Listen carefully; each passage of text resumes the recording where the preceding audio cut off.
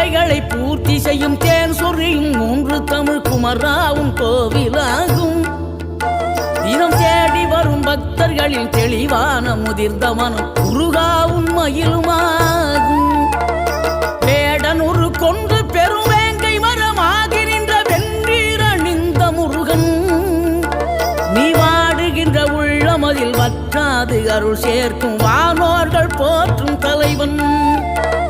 நீரெடுத்த மேனியுடன் ஆறிடத்தில் பேரெடுத்து நினைவெல்லாம் இனிக்கின்றவன், நீ ஓரெழுத்து ஆயுதமாய் ஒளிகின்ற வேலெடுத்து உறுதுணையாய் வருகின்றவன், எனக்கு உறுதுணையாய்